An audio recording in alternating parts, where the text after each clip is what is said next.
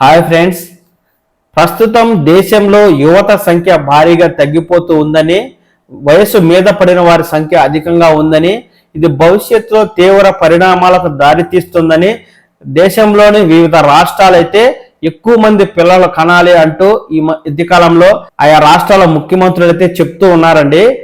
తమిళనాడు ముఖ్యమంత్రి అయినా, ఆంధ్రప్రదేశ్ ముఖ్యమంత్రి అయినా పిల్లలను కనాలని, ఇద్దరిని కాకుండా ముగ్గురినైనా కనాలని ఈ మేరకు వారైతే స్పష్టం చేస్తూ యువత సంఖ్యను భారీగా పెంచకుంటే దేశంలో పలు కీలక దుష్పరిణామాలు చోటు చేసుకుంటాయని, ఏదైతే స్థానిక ఎన్నికల్లో ఇద్దరు పిల్లల కంటే ఎక్కువ పిల్లలు కలిగిన వారు అనర్హులు అంటూ చేసిన చట్టాలను సవరిస్తూ ఇద్దరు కంటే ఎక్కువ పిల్లలు కన్నవారు కూడా పంచాయతీ ఎన్నికల్లో సర్పంచ్ గాను, MPTC, ZPTC, municipal councillor, corporation councillor గాను ఈ మేరకు పోటీ చేసేందుకు అర్హులేనంటూ చట్ట సవరణ చేస్తూ ఉన్నాయండి.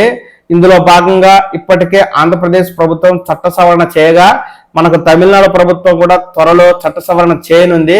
ఇందులో భాగంగా తెలంగాణ ప్రభుత్వం కూడా స్థానిక ఎన్నికల్లో ఇద్దరు పిల్లల కంటే ఎక్కువ ఉంటే పోటీకి అనర్హులు అనే నిబంధనను తొలగించి వచ్చే శాసనసభలో చట్ట సవరణకైతే ప్రభుత్వం కసరత్తు చేస్తూ ఉన్నట్టు తెలుస్తుంది. జనవరి నెలలో పంచాయతీ ఎన్నికలు నిర్వహిస్తున్నందున డిసెంబర్ 9వ తేదీ నుంచి జరిగే అసెంబ్లీ సమావేశాల్లో ఈ చట్టానికి సవరణ చేసి ప్రభుత్వం ఆమోదించి జనవరి నుంచి జరిగే స్థానిక ఎన్నికలకు ఇద్దరి కంటే ఎక్కువ పిల్లలు కలిగిన వారికి కూడా అర్హులే అనే విధంగా చర్యలు తీసుకోబోతుంది. దానికి సంబంధించి పూర్తి సమాచారం ఈ విధంగా ఉందండి. స్థానిక సంస్థల ఎన్నికల్లో పోటీ చేసే అభ్యర్థికి ఇద్దరికి మించి సంతానం ఉండరాదన్న నిబంధన తొలగింపు ప్రతిపాదనలపై రాష్ట్ర ప్రభుత్వం దృష్టి పెట్టింది. పలు రాష్ట్రాల్లో ఈ నిబంధనలను తొలగిస్తున్నందున తెలంగాణలో కూడా చట్ట సవరణ చేయాలని డిమాండ్లు వస్తున్నాయి.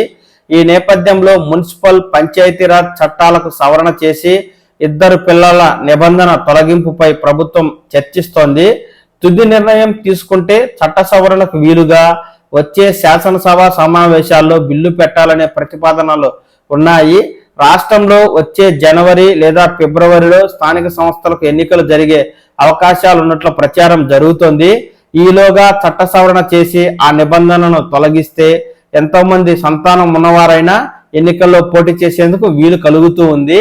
ఈ విధంగా అన్ని రాష్ట్రాల బాటలో తెలంగాణ ప్రభుత్వం కూడా నడుస్తూ ఇద్దరు పిల్లల కంటే ఎక్కువ సంతానం ఉన్నవారికి కూడా పంచాయతీ, మున్సిపల్, కార్పొరేషన్ ఎలక్షన్లో పోటీ చేయడానికి అర్హతను ఉన్నట్టుగా ప్రభుత్వం చట్ట సవరణ చేయబోతూ ఉంది.